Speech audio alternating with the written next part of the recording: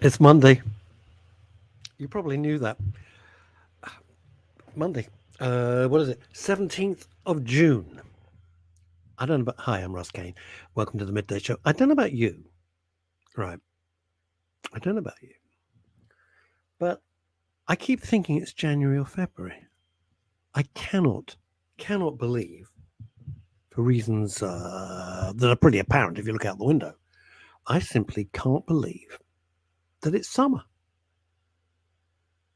Anybody else? Yesterday I was wearing a scarf. I'm not kidding. I was so cold. I was wearing a scarf and like a hoodie and the whole thing. It was like nuts. And I keep thinking, no, because I look up at the sky and I look at the rain and everything, and I think, yeah, it's maybe it's March. And then I realize that we are halfway through June, heading into like major summer. What gets me? Do you remember the Romanian dictators, the Ceausescus, who ran and rinsed their country for their own popular greed is the word we were looking for, greed, right? And they were tried and found guilty, and they were taken. This is the way to do justice. No appeal system. They were taken literally straight from the courthouse, put against the wall, and they were both shot, Mr. and Mrs. Ceausescu. Not sure if they shot the son as well. Maybe not. Who knows? Anyway, the Ceausescus, in order to keep their country going, after they'd rinsed it for their own personal gain, faked all the weather. And the weather forecasters were told in Romania that they had to say it was warmer than it was, so nobody would put up the heating. True, right? And every time I see on social media, this is the hottest May that we've ever had, since the Big Bang Theory and God pressed a button and let there be light and whatever you believe, right? Hmm? And I keep thinking, where were these the weather people? Thank you. Where were the weather people trained, by the Ceausescus? It's just ridiculous. Now, what have we got here? Let's dash to Spain. Chrissy Richards. Hello. Hello. It's very hot here. Now, 30 degrees, later 39 degrees. Phew, what a scorcher. Yeah, that's too hot for me. I don't like it. I don't like it hot, particularly. I don't. I'm not pretending I do. It's just that I can't wrap my head around that it's like, yeah, it's the hottest we've ever been. And you're looking out the window, it's pouring with rain. You think, this is complete crap. You're just lying. What do we got? Yeah. Fat Scotty. It's 39 degrees here. To Chrissy Richards. Unfortunately, ours is in Fahrenheit. Hey, that's true. It's very, very true. Scotland, eh? Now, Robert Van Buren, horologist to the stars. No, it's just me. Where's Neil? Are you on drugs? Where's Neil? Nowhere. Nowhere. So he's either asleep, or he's planning his daughter's wedding, or he's at his daughter's wedding, or he's gone back to sleep again. You cannot get the stuff. I'll be honest, you cannot get the stuff. I washed my hair this morning. It looks like a lunatic. Anyway, there we go. So, did you have a nice weekend? Yeah, no. I set off to Soho, which is, if you're watching all around the world, it's in. Oh, for God's sake! Where is Neil? I don't know. I'm not in charge of his life. No. What have we got from Grandpack? I dread putting up his sometimes. I never know what I'm going to see. The long-range weather forecasts are about as accurate as the political parties' tax and spend policies in their manifesto. Well, it's just bullshit fiction, isn't it? You know it's fiction. It's never going to happen. The thing that always now what have we got here? What Robert actually meant was hello, Russ, and Neil before him.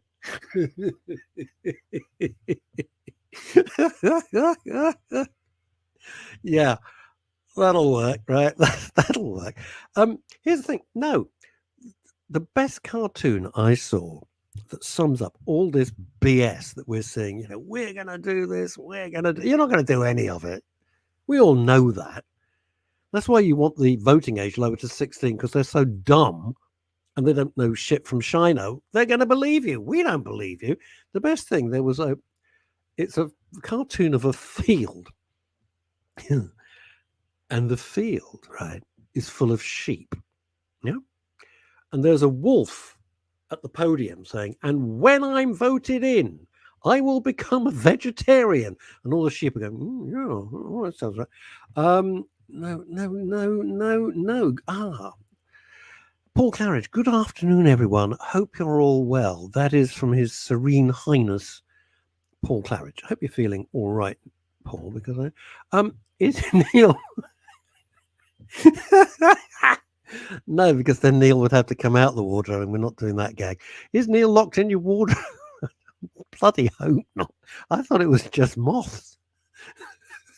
But maybe Neil's in there. You know he likes a snack. Let's dash across. We've been to Spain. We've been around the home counties. Now we're dashing to New York City in America. Good morning. Good morning to you, Elizabeth Green. I was thinking of you. My daughter phoned me up to wish me a happy Father's Day. It was she sent me a card as well. It was very sweet. And she was at one of these healthy lifestyle exhibitions, because you know she does this podcast called the Self-Care Club, which is a huge hit. Something like 3 million downloads. Absolutely huge. Let's stay with America for a minute. I'll come back to my story. We're dashing now to northeastern United States in America. Good day. On the road again. Good day. On the road and traveling through Pennsylvania. I had an auntie who lived in Pennsylvania.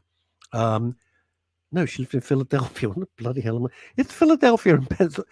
Asa, help me out. My American geography sometimes lets me down. Good day. On the road and traveling through Pennsylvania. My auntie lived in where did she live? Philadelphia. I went to live. I've been long gone now.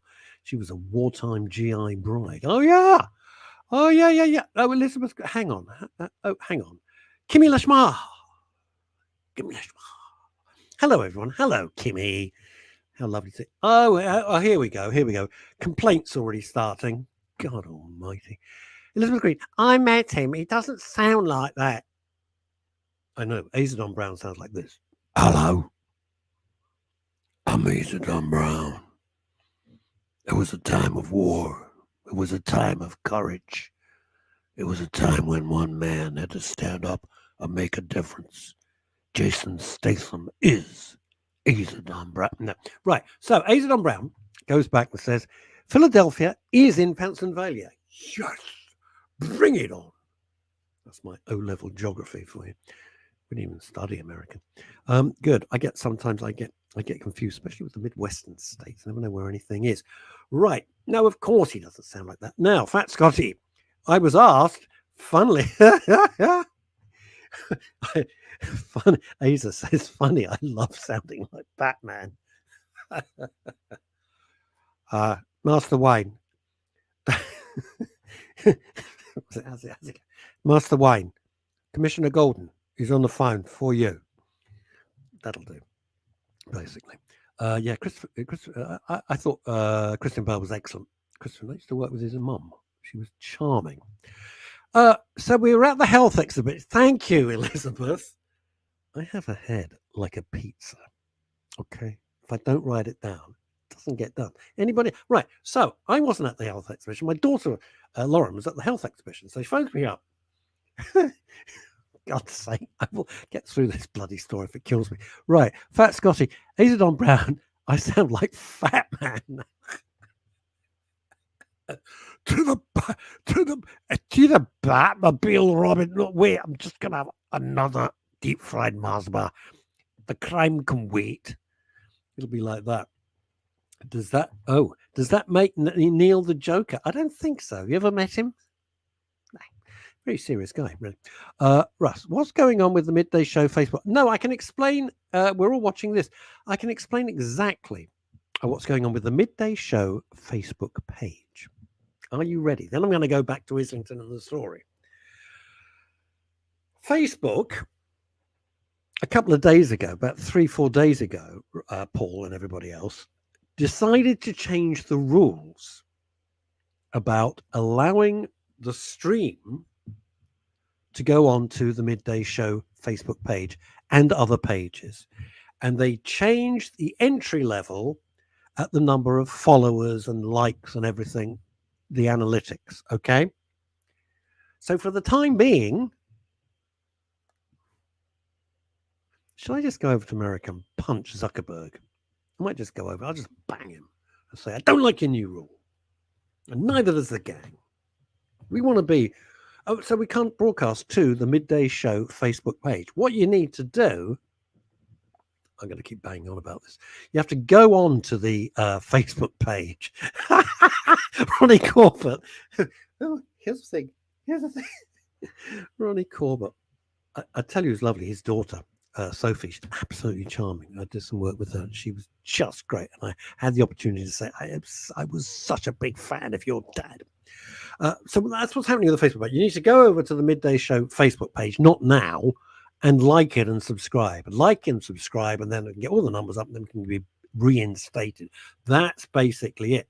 Rosemary Jessup. Easy, Dobbin. Easy. I hope are you mucking out stable today? Anyway, fine. Right. My daughter, I will get through this, was at Islington, something or other, health fair, because she had to be there because of her podcast, which is the Self-Care Club. And she phones me up and wished me Happy Father's Day yesterday. And then she said, you're not going to believe this, Dad. I said, what? There is a water bottle, not a water system, a water bottle. Guess how much? Guess how much? Put your comments on. A single, like a normal water bottle, right? Like a, hang on. Wow. Okay, like this, right? This is what I use for my salad. This is a plug for Jacqueline and Shelley and all the gang, and Fiona Mac. Look, this is just an ordinary water bottle, yeah? Right? Guess how much they wanted to charge? Elizabeth Green says 50 quid. No. Paul Claridge, look at 50 quid, look at 50 pounds. Elizabeth, against you, madam. Paul Claridge, £75 from Paul Claridge, £40 Rosemary Jessup. I'm sorry, madam. It's against you. In the back. Lady, any further? Water bottle, Paul Claridge, it's with you, sir. Mr. Claridge, it's with you. It is with you. £75. Gram pack, a new bidder in, just on the phone there. New bidder, gram pack, $79.99. £79.99. £150 from Kimmy Lashmar. New bidder coming in from Japan. Kimmy Lashmar, £150. Fat Scotty at the back. Yes, sir. You at the back, 180. I'm looking at 180. Will somebody give me 200? Somebody give me 200 now. Rosemary Jessup, £89. Russ Kane author. How can that be? That's me. I didn't put that up. Who did that? Jesus. I didn't do that. 300 quid. No. Not 300 quid. 20,000. Will you stop? Whoever's got access to my Russ Kane author, but stop it. 400 quid.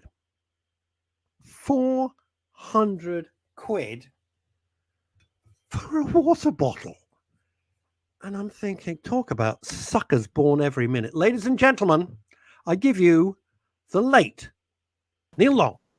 Is that really a way to introduce me? Suckers born every minute. Thank you. Apologies for my tardiness. I got stuck on the way back from the airport. 13 minutes past noon. 12. Yes. Anyway, everyone was up. No one even noticed. They did. Of course they did. Anyway, listen to this. Azed on breath. Did you hear what I was saying? My daughter, we're going to talk about your daughter in a minute. I'm going to talk about your daughter in a minute. But Lauren went to this exhibition for health and care and all this malarkey. And water bottle, right? Like water bottle, 400 quid. No way. Yes way. 400 quid. Paul Claridge, shut up, Claridge. The late Neil look. Would you stop at the late Neil Long? Looks barely alive to me. Hey. Class is worth. Right, shut up, Paul. Class is worth waiting for, Neil. Class is worth like creep. That Claridge, what a creep. Oh, Kimmy Lashmar. Yay, hi, Neil. At your service, beautiful lady. Hello. Hello there. Ridiculous. Facebook, this is interesting. Now, you can help me out, Neil Long, because you're a tech genius. Try me. The Midday Show, which is one of our Facebook pages where the show goes out to, is not allowed now to take the feed of the show because the Zook has changed the rules. Seriously, I've sent Liz, by the way, all the cut and paste. But wait a minute, we can't stream on Facebook now. We cannot stream on the Midday. We're streaming on Facebook, on mine and others, but we can't stream on our dedicated page, the Midday Show. Why? Because they've changed the rules and we have to have X number of subscribers and likes. So that's why I'm urging everybody to pop over on Facebook to the Midday Show page. Need 100. Need 100 people to subscribe or like. Followers. Easy. No, follow. Sorry, followers. That's the word I was looking for. We need 100 followers. Then they will reinstate us. How many have we got? I don't know. I haven't looked recently. Graham Pack, not. Who's there? Not Neil. Is it? That's silly, isn't it? Now, Graham, rather than making silly jokes, maybe you could start a bit of a viral marketing campaign. I'm sure no one could resist your wit and charm.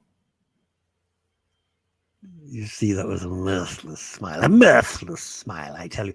Azadon Brown, who's in Pennsylvania on a road trip, on the road again. Ridiculous. Facebook's corporate strategy. On the road again. Aza's on the road again. He's got a PhD again.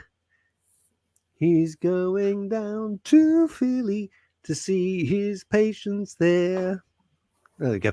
Ridiculous. Facebook's corporate strategy seems to be one of limiting the voices of the average person and podcast. You got that right, baby. That's right. Anyway, so we need 100 subscribers plus, and then we're away to the races, as they say. Anyway, I should be pushing okay, later. I'm sure that should be fairly easy to get. Oh, here we go. What have we got? Okay, Fat Scotty. Right, interesting story. Then I want to talk about your daughter because big news and it's all lovely. Fat Scotty says this, gents, serious point. What's your view on the Guardian story about Kate attending Trip in the Colour and saying, lesser mortals with your illness would have stayed home in their gym jams? Well, number one, it's the Guardian, and I wouldn't line the Ebony's poo with the Guardian because it's loathsome. Oh, it's the Telegraph. Oh, I love the Telegraph. No, the Telegraph's marvelous. In that case, it's a fabulous story. Which one is it? Yes, Graham Pack is Asa Brown on Pennsylvania, 65,000. No surprise that you remember greatest hits of Glenn Miller, Graham. He's got the Glenn Miller 12-inch remix. He still thinks that's the leading edge. He thinks they play it in Ibiza. They do. Glenn Miller.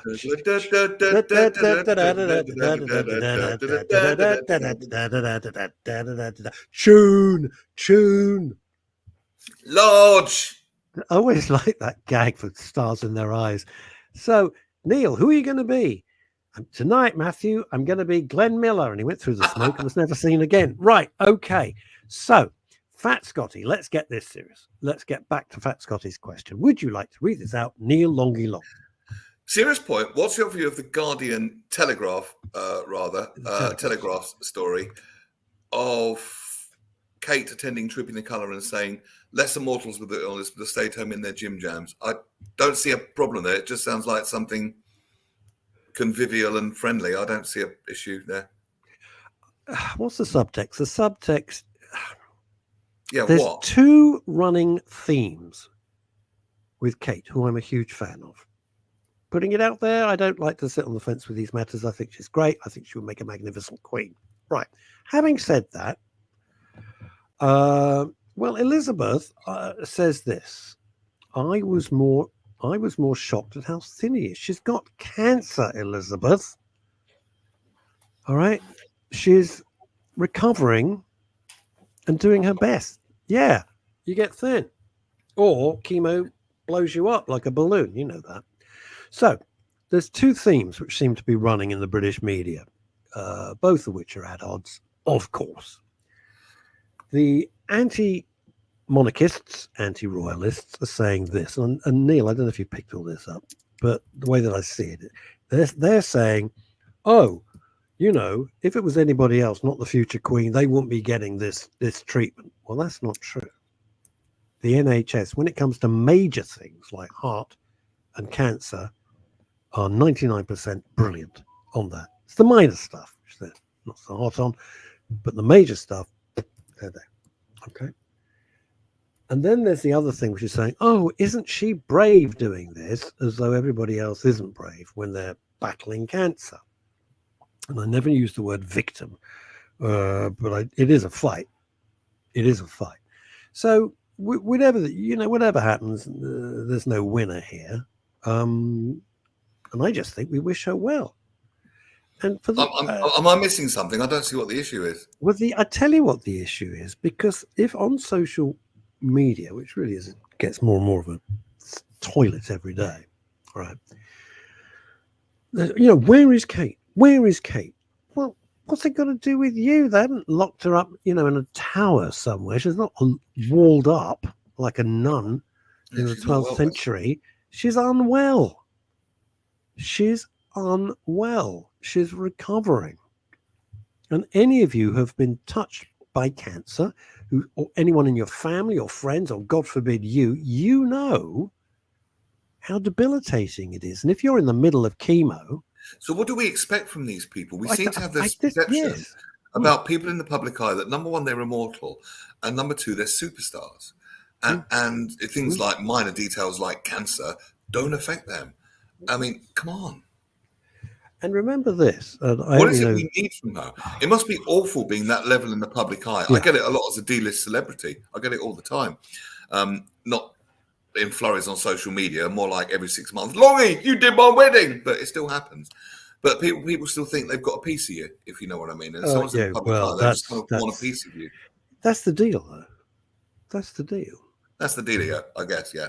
That is the deal, and you just anyway, that's another. Yes, I don't know what they want from Kate. What the bloody hell do they want from Kate?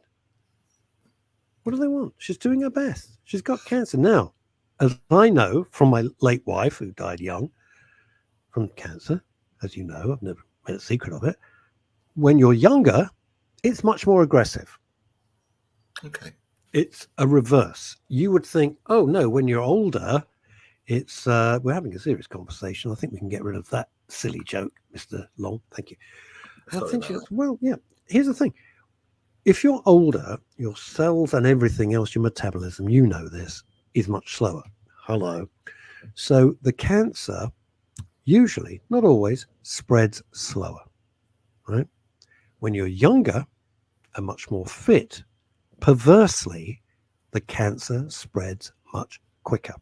Right. Kate is young. She's fit. Boom. That's what's happened.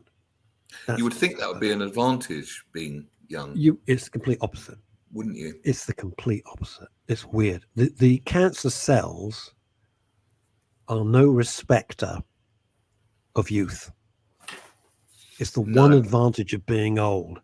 Because if you get it late in life, the time it spreads, you're probably going to die anyway. So I'm not making light of it. I'm being serious. No, they say that with prostate cancer, don't they? People tend to die. Oh God, yes, yeah. It's what took my dad, prostate cancer. That's why I'm paranoid about it and get checked up every 7 seconds. Fat Scotty, my dad had bladder cancer. Ow! He's got it, and every day is a battle for him. Some days he goes out. Others he can't. I wish anyone with cancer my unwavering love and best wishes. Here from Scott Lyons, who's a terrific fellow. So sorry, bladder cancer. That is vile. Paul Claridge, who himself is no stranger to cancer. Neil, if you'd be so kind. How many times must we repeat, and I agree with you on this, Paul, that many people going through cancer just want to be treated normally, whether we curl up in our PJs at home or out there in public, leading life as normal as possible. Kate is just doing what many others do. You're right. I don't see why she's in the public eye and people think they can have a piece of her. I need her to be this Kate so I can feel happy. Well, what about just feeling a little compassion for her? You know what I mean? It's We I live don't in understand it. we live in a society that doesn't understand compassion. I'll come on to that point in a sec.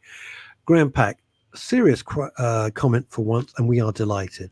My wife had a 2-year checkup last week and still all clear. Good news, Graham. Fantastic. Great. Like to hear that. Well done, Mrs. We're Pack. forgiving your Keep bad going. jokes on that basis. Keep going. Mm. You know, unless you've been there, you have no. Graham's comment there. Some of you might just, oh, that's good, okay, fair.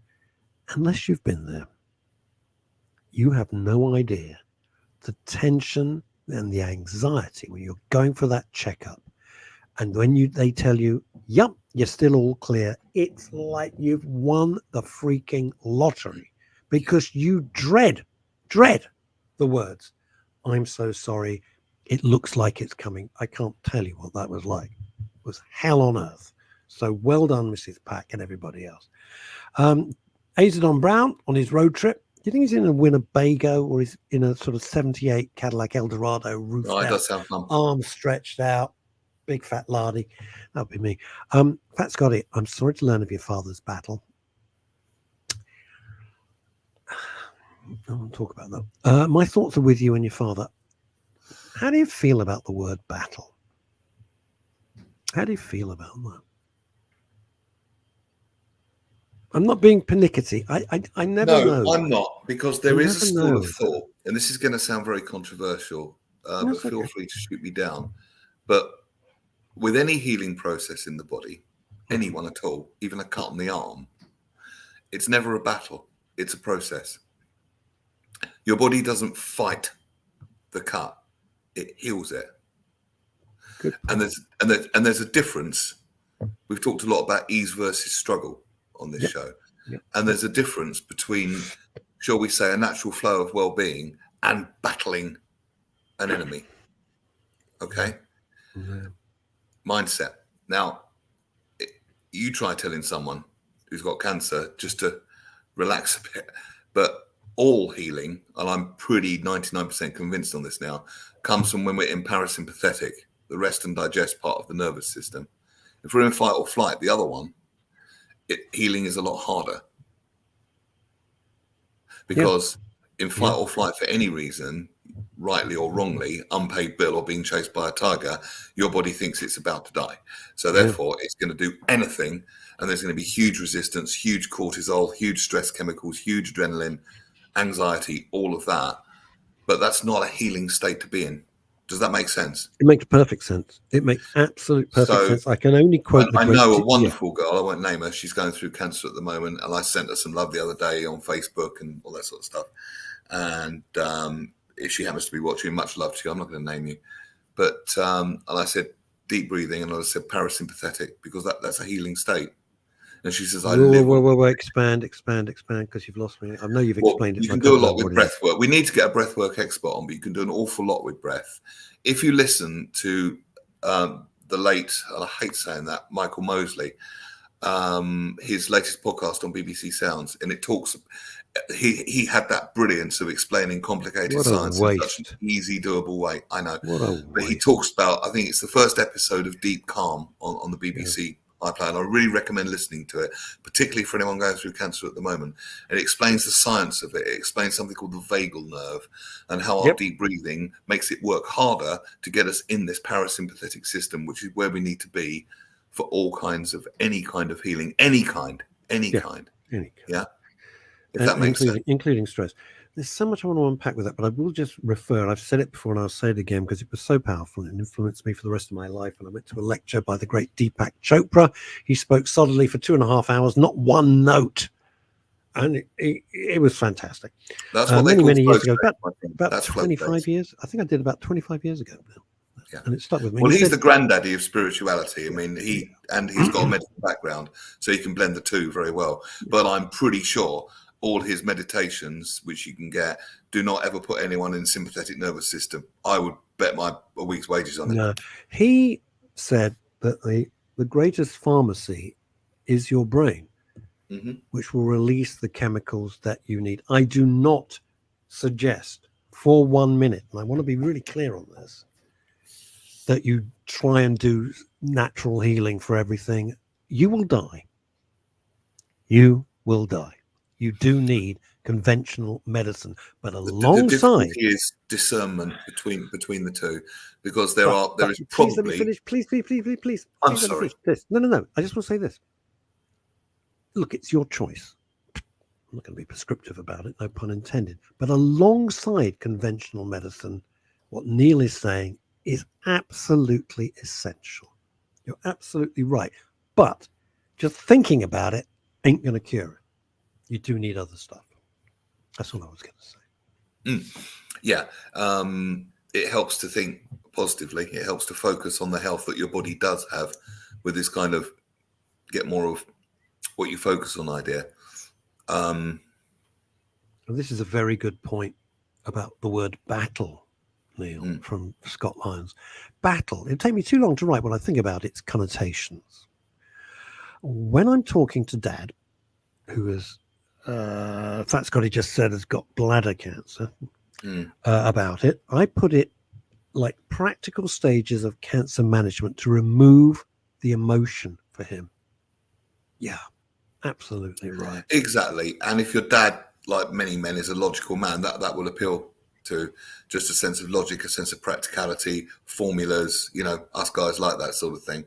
But anything that takes away, that minimizes the negative emotions is a very good thing. Oh, I'll tell you how practical my dad was. He just looks at me and said, yeah, well, I would have killed myself if. Thanks for that, Dad.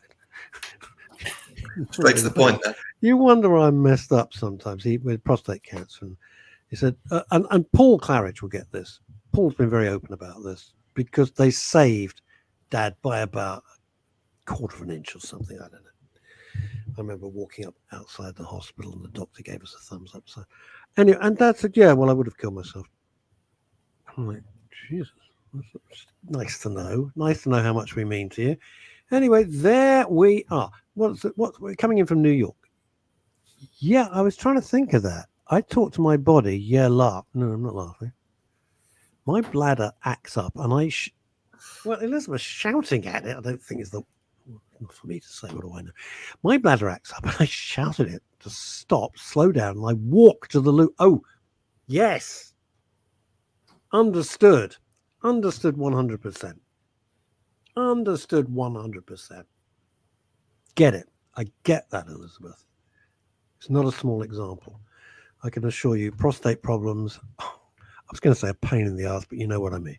They are really debilitating and they're shit, quite frankly, and that's all there is to it. Neil.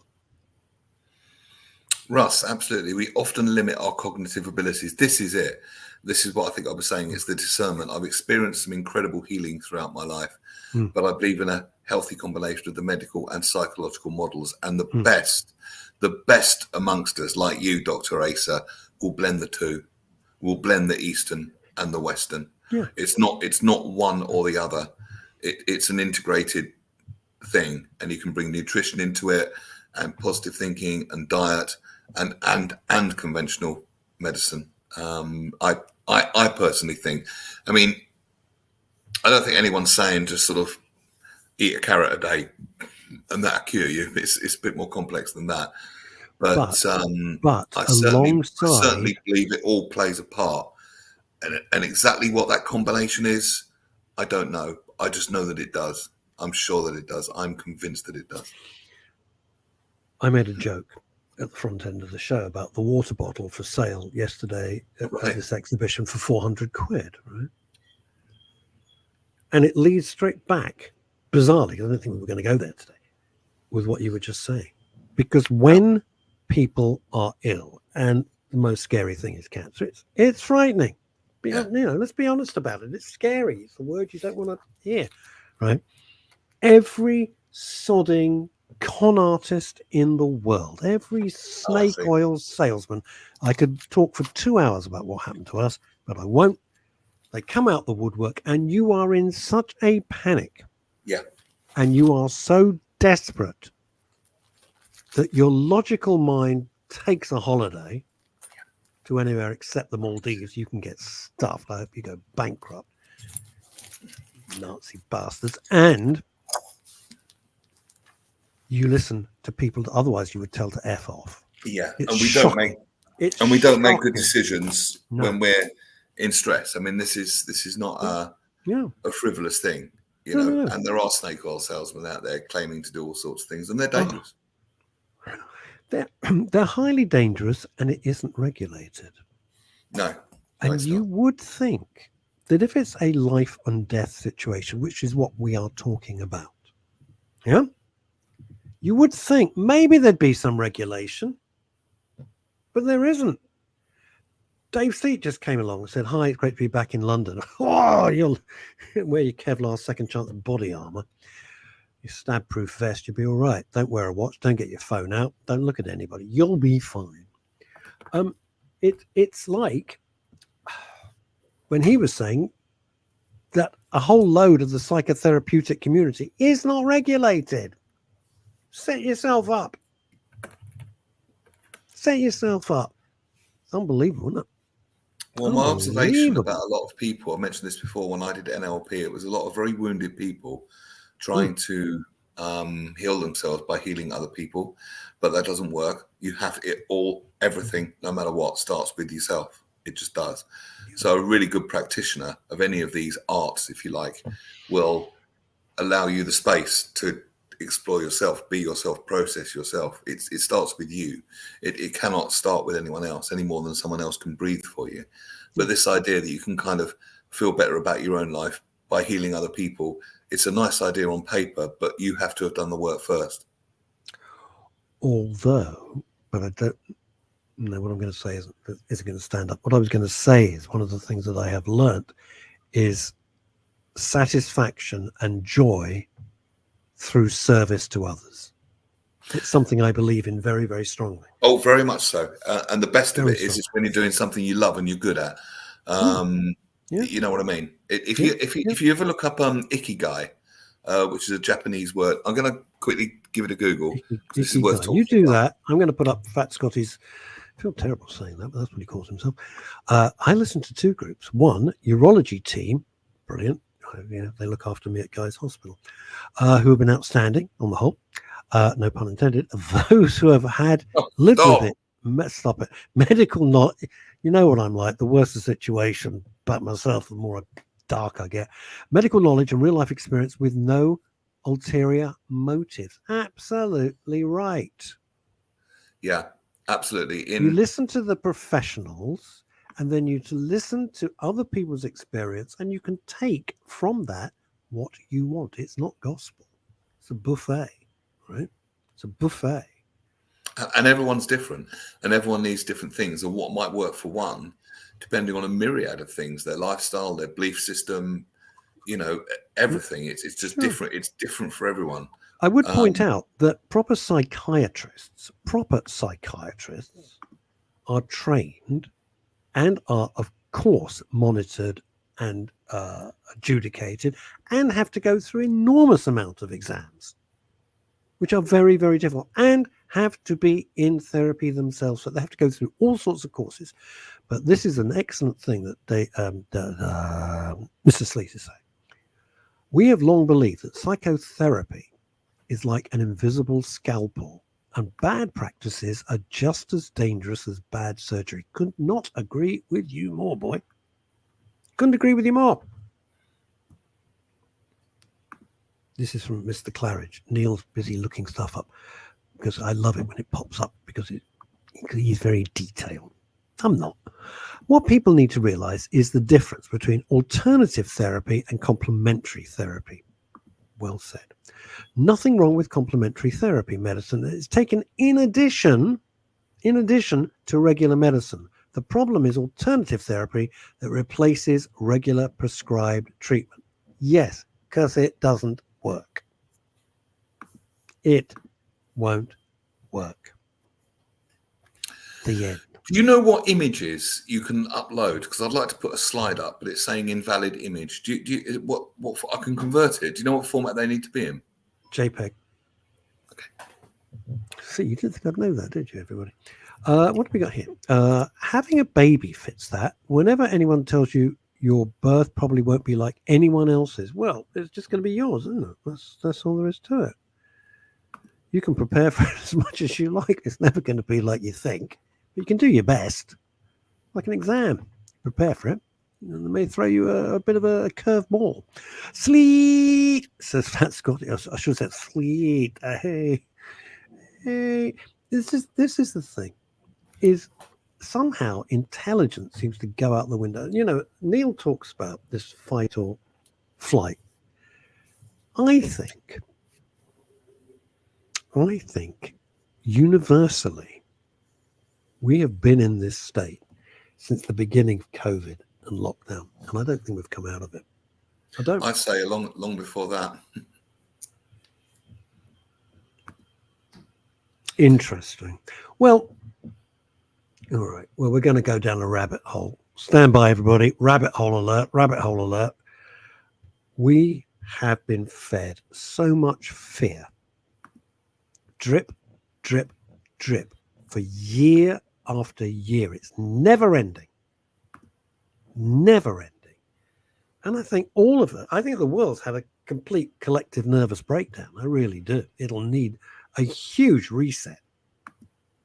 That reset will come, and it won't be pretty, but it's going to come. I'm afraid it's not letting me upload this image, but maybe I can describe it. Describe it with your wonderful way with words. Okay. Well, ikigai, it's a Japanese word, and it translated into English, it means a reason for being. Now, we remember the Venn diagrams at school, right? Yep. So imagine like four intersecting circles. Got it? So the outer one is what you love. Yep. The next one's what the world needs. The next one's what you can be paid for. And the next one's what you're good at. And they're all valid. Now, the intersection between what you love and what the world needs, you could call mission.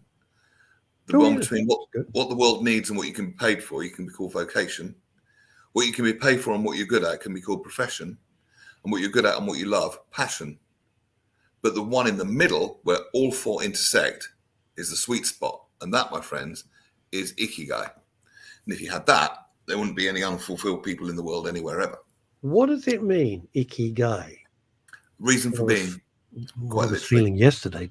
DJ Tech, Mixology and Gadgets. Let me know that. Oh, what does he want? Operation Fear. Don't be rude. Is your pal. Operation Fear has been in effect since the early 2010s. I agree. Or before. Ken, totally agree with you. Why do they want everybody afraid? Easy. Because an afraid population is malleable. An afraid population doesn't think for itself. It suddenly gets herd mentality because you're scared. And when you're scared, you make bad decisions and you listen to bad advice. And then we collectively make bad decisions and it's not good. No. And they have absolutely rinsed us as ordinary people, which is what we are, for year after year. You got to be scared of this, you got to be scared of that. And I think we're getting to the point, it's like, oh, F off with this crap. Stop it.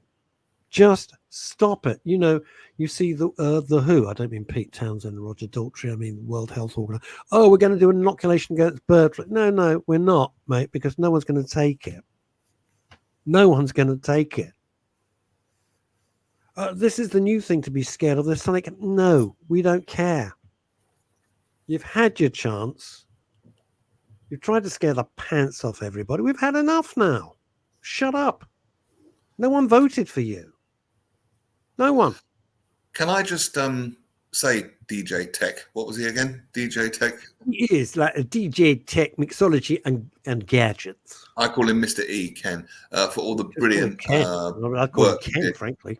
Brilliant work he did behind the scenes for Ashley's wedding, my daughter's wedding at the weekend. It was absolutely super. So thank you, Ken. Absolutely brilliant. I want to talk about that. Something lovely. Keep people in fear and you can control them, which is not good for the people. Damn bloody right. It's not. Have you seen this one, by the way? This is quite a good one. Let me just... Well, I like the way you described the Venn diagram. I couldn't have done it like that. That was very good. All right, see what you think of this one. What's that? What is going on? What is happening? I don't know. It sounds like dead air to me. All right, DJ is back again. He's on fire today. What's happened? He's had an extra bowl of Weetabix. The mainstream press love it. It's easy copy. Of course, it's easy copy. Don't forget the Daily Mail's instruction to all its writers was to leave the readers with two reactions: leave them scared, or leave them angry. Think about that just for a sec. Leave them scared or leave them angry. Then pick up most of the newspapers and with that as your prism, look at the articles. They want to leave you scared, they want to leave you angry. What you want to do is think for yourselves, like we all do on the Midday Show. You know, we're all grown up. Fear, false evidence appearing real. Who came up with that? Don't know. It's a good one, though, isn't it?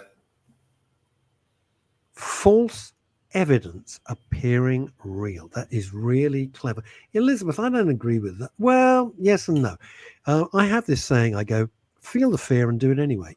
Yeah, I mean, if you're scared of everything, you're never going to get out of bed. So that was a self-help book by Susan Jeffers, if you remember, back in the 80s, 90s. Yeah. Feel the fear and do it anyway. Yeah. Well, stupid example. Neil does stand-up. I every now and then do my stand-up show. We and excellent it was. Bless you. Thank you very much. And you were hilarious. Enough blowing smoke up each other's tuchasses. Anyway, the point is this. Before you do it, it's scary. Of course it's scary. If you think about it. But we do it. And you do feel that fear. That's a silly example. You know, but that's just an example that occurs to me. Start a radio show. Duh. Can I tell you something fun? Because it's been quite heavy going so far. I want to hear about the daughter's wedding. I'll do that in a sec. Funniest story all day. It doesn't start fun. It starts serious. But okay. And I'm not condoning this, but there's a big inquiry at the moment because a police officer rammed a yes. cow off the road. Yeah. Familiar with that? Here we go. Should we all now be scared of cows roaming our suburban streets? Don't worry, the police will stop. What? But there was a phone-in on LBC this morning, and it was an ex-police officer, and he told a story about when he was faced with a situation where a cow was loose, and he'd heard that cows will follow their own. So what he did, he got the police car in front of the car and moved the car forward where he wants to lead the cow, and put them over the PA, and the cow, I swear to God, followed it, and he successfully did it. So that's how you do it. You just need to put a moo over the PA, and the cow will follow you. Okay? Now, I don't know if this works with other animals like chickens or pigs or sheep or goats or whatever. I don't know, but it's food for thought, possibly. Well, if it's chickens, you just put on a little bow tie and a white jacket and go, hey, this way, fellers. I've got the beard. I'm all ready. This way you go. Yeah. Secret blend of herbs and spices. Grandpack, I'm not putting that up. I'm not putting that up. I'm not. Right. No, I'm not putting that up either, Graham. Ken says this, and then we're getting on to your wedding, right? More and more people are absolutely turning off from the mainstream press. Yes, MSM, mainstream media, it's dead. It's dead, right? The problem is internet is not regulated. That's the problem. That is the problem. And you're damned if you do, if you're damned if you don't. The mainstream media is full of crap. The algorithm will pick that up. Yeah. Right. And then the wedding. We're not talking about anything else. The wedding. Come on. It was great. Next. No. It was pictures? Fantastic. No pictures? Nothing? Pictures are following. They were taken by a professional photographer, and there's a little turnaround time. But Ashley looked beautiful. The groom, Tommaso, looked fantastic. Tommaso. They did beautiful vows, which are the perfect blend because they've written them all personally. Oh, had they? Was there a celebrant? Yes. I know. It was arranged way before you got into celebrancy. Calm down. It was arranged way before you got into celebrancy. Yeah, I know. Yeah, very good you are. Thank you. Yeah. I did my father of the bride speech, partly in Italian, which was fun. Bloody hell, which is great because he's French. But anyway. Yeah, I know. None of the extended family knew what I was talking about. Tommaso was sitting there going, what the hell? What the hell? What a Then we had a mistake of the maker. fantastic party afterwards in this beautiful venue. And Ashley, to quote her in her own words, said it was the bestest day. And if she says that, I'm happy. Oh, gosh. Bless her How did you beautiful heart. feel? Did you feel all pride and a bit emotional? Of course you felt emotional. Yeah, felt Of course I emotional? did. Yes, of course I did. Tell me something. Please tell me, in your Father of the Bride speech, you didn't do the vacuum hoover routine. Well, I wanted to, but I was told to keep it short and clean. So I ran my willy under the cold tap for 10 minutes.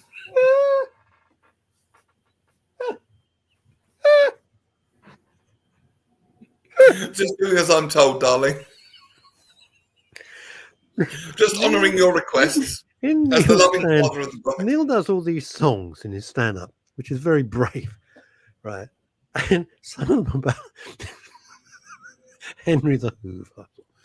We are not doing it, but it's freaking hilarious. Just hilarious. Absolutely killed me. Killed me. Can I plug my YouTube channel where they can see all these? Yeah, go and do what you like. All right. Thank you. Come on, give us a follow. Neil's speech. Oh, hang on. Oh, Ken was there, was it? I see. Ken was there. He was. I wasn't. Actually, I wasn't well yesterday, so just as well. Yes, in fact, straight after this, I'm off to the doctor's. Don't know what the hell's wrong. Anyway, very odd. Speed links in the speech. What's that? Speed links in the speech then, Longie? Don't understand that. Yeah, Fat Scotty's mate, Biffin Brothers, www.biffinbrothers.com, and that is you, so you can see Neil and all his. And if you go to the one that says the full Henry Chronicles, you can see exactly what we're talking about. Bloody funny. See, this is a. Oh no, that's the wrong one. I want to put this up. Fat Scotty says it's funny how the Rothers didn't mow down the military horses running around the wild west of London. Funny that. Well, today, when people have slightly calmed down, two schools of thought. If you don't know the story, a calf, not even a cat, it wasn't a bull, it wasn't like Texas. You saw that video where the bull went nuts, jumped into the crowd, and then ran through the hospitality area. Wow. Wow. It's throwing people like they weigh about a pound and just throwing them up. Can't believe it. No one was killed, mercifully. But those bulls, they're the size of it. You know, they're like a transit truck and then some. Anyway, the story that Neil is referring to is that a calf got loose on a road in Surrey, and the police rammed it. Not once, but I think twice. Rammed the calf. Yeah. I mean, to be fair, they did try other methods first, and the police officer has said he thought it was the only thing he could do, but he didn't know that you could just get the calf to follow the car by putting mooing sound effects through it. Priceless. So, oh, hello, another one of your friends. I bet she was at the wedding.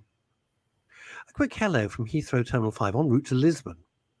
So, burglars. She lives at number 33, the High Street. Anyway, so you can take your plug down now.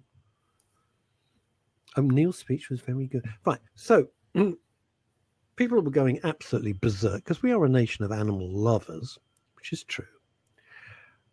Why did they do this? The calf was badly injured. It had its head under the front end of the police car and all of this sort of stuff. And then other people, once the huge outpouring on social media had calmed down, said, wait a minute. The officers also thought that there's a dual carriageway near there. You're tanking along at 50 miles an hour, which you're entitled to do, and you hit a cow. It's not going to be good. It ain't going to be good for the cow, but it ain't going to be good for you. That's what they were thinking. Anyway, the whole thing. I don't know. It seems a bit extreme to me, for God's sake. A cow following a mooing copper sounds like a load of bull. No, it was an ex-copper, Paul, and Scouts on it. That's what he said. Dip, dip, dip. They don't do dib, dib, dib anymore, do they? Used to do dib, dib, dib, dop, dop, dop. I didn't even know what that meant. That's what. What have we got here? Fat Scotty. Bovines, by their very nature, are docile and gentle creatures. Common sense would tell you that a police car is the last thing you need. No, you need Rowdy Yates. They're not docile and gentle Gil if they Favor. surround you. They will surround you and crush you, cows, apparently, if Will you they? get in their way. Heard stories about that. They're not as docile as you might think. Maybe they feel threatened. Yes, don't we all? Graham Pack says the household cavalry horses that bolted last month, all of which are recuperating, I'm delighted to say, caused a lot of damage to cars, and maybe the police tried to limit this. I don't know. The Rozzers, their only beef is with rampaging cats.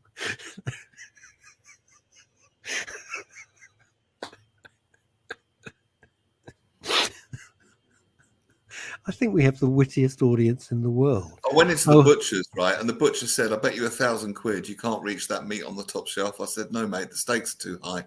Hey, come on! Liz Saul says this. O'Neill's speech was brilliant. He looked fab and did fun I brushed up well. dad-daughter dance. I would pay to see a video of that. Such a wonderful day. Honoured to be part of it. Was she maid of honour? What was Liz? Was she flower girl? No, she was an honoured guest. And you can pay to see the dances on my OnlyFans account. I thought Liz would have like one of those. I thought what I think you should have done is found the most hideous peach-coloured dress you could find in Britain. Make sure she had to wear it with some hideous hat and a big basket of flowers, and she had to like throw that would have been brilliant. I would have just been in the car park to watch that. That would have been great. Can I quickly say who's going to be on Wednesday? Was that a yes or? That was a yes, of course. Oh, sorry. A chap called Henry Riley is an up-and-coming funny man comedian that I met on the circuit, right. And like many comedians, talks a little bit about mental health on the set. And you never know with comedians if their stories are untrue or embellished or completely true. Turns out he does have a keen interest in mental health. And we're going to be talking about that on Wednesday and talking to him about all things comedy. Looking forward to that. Henry Riley. Henry Riley. Excellent. It is, by the way, back in the days when we had another incarnation, and even now, much to a lesser degree, we reached out, myself, Neil, other people, Phil Dave, etc. We reached out to so many people who talk about, being mental health practitioners and they're passionate about it. No, didn't want to know. So there is a degree which I've come to the conclusion that this is a pretty convenient wagon to hitch my horse to. In some cases, Neil's passionate about it. I was passionate about it. I'm less so now. I'm being perfectly honest about it. But I love it. How come? How come? I'll answer this, and we can go over the hour. You might have to leave, but I'll answer that question properly. I've started. If you want to, please. Sorry. No. I'm happy to answer it because we worked our guts out for 6 years, trying to link up with the major charities, giving them such opportunities. Oh yeah, they don't want to know. And the fact of the matter is, they didn't want to know. We went to the banks, particularly the ones that say, mental health, and you're sitting in a room in one particular bank. The wallpaper alone was worth hundreds of thousands of pounds. Seriously. Didn't want to know. And we weren't asking for a lot. We were just asking. It wasn't, by the way, it wasn't money to fund the business. It was, they had funds. We weren't asking for an overdraft or anything like that. We weren't. We were fine. They had funding. They kept boasting about it. And we said, well, what we want is X to be able to do Y. Nah. That sort of thing. And then I went to so many of these conferences with these huge corporations, and they wheel out, Fred Smith and Maureen Jones, how important it is. And then you approach these vast corporations who bored yourself shitless talking about this. And then they go, nah. And I'm thinking, do you know what? You're not real, are you? You're really not real. It's simply, a show.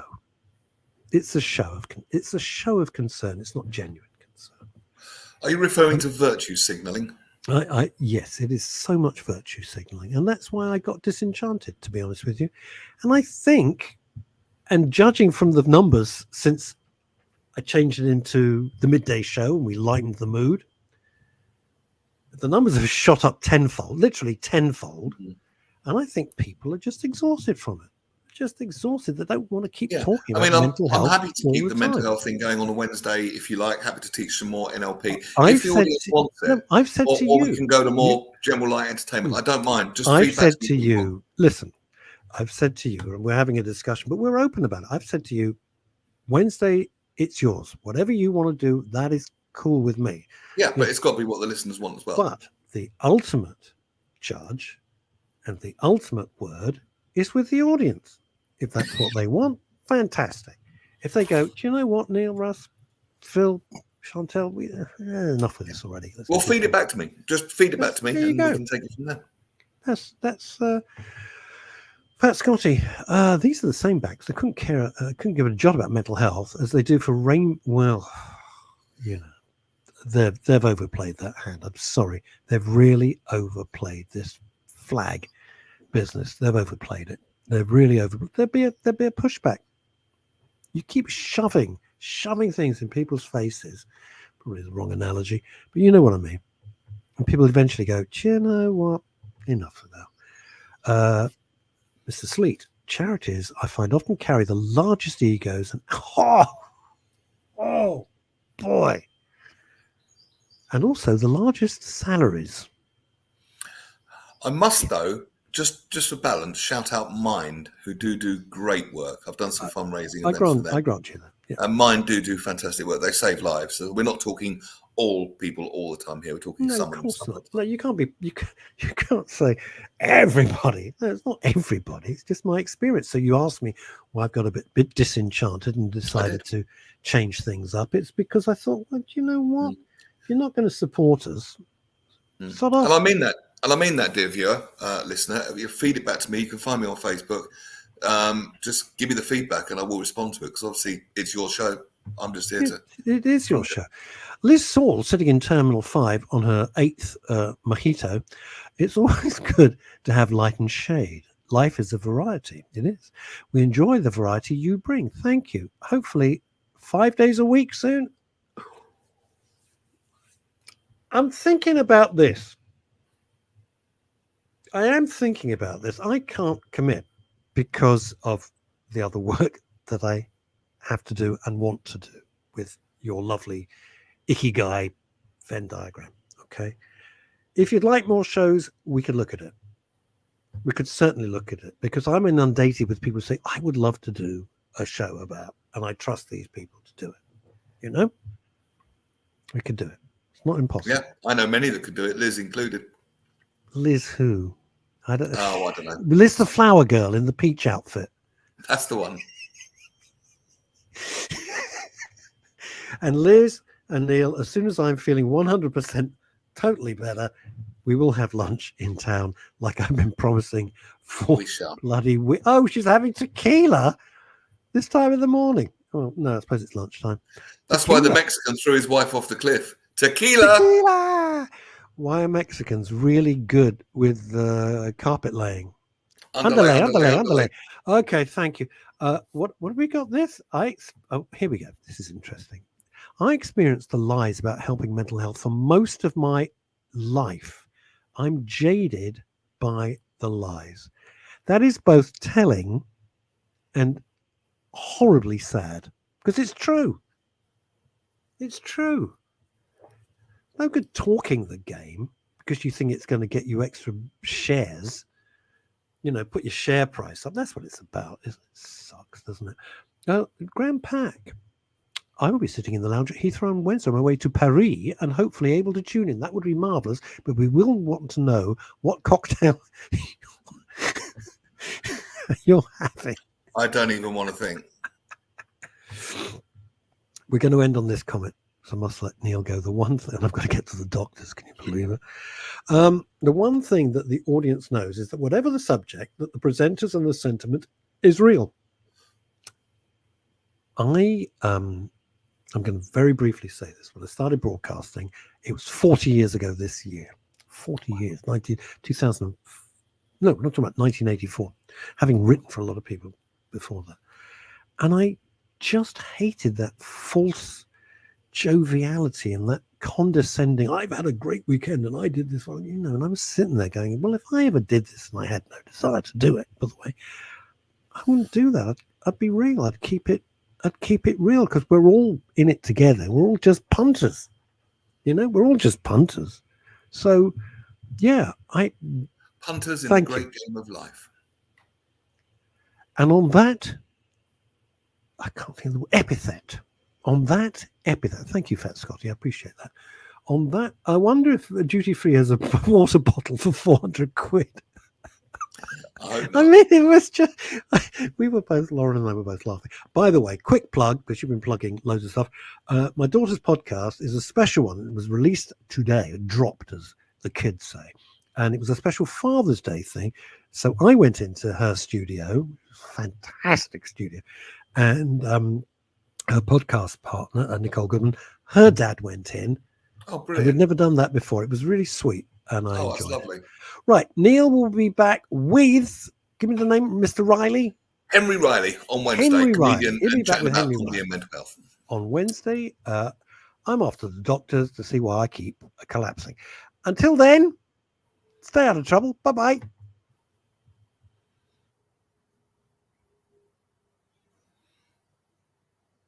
Oh, he hasn't ended the stream. It's just me. Okay. Well, in that case, while Russ isn't here, we'll do an episode on how to have the greatest sex ever. So thank you for tuning in. Welcome to episode 1 of How to Have the Greatest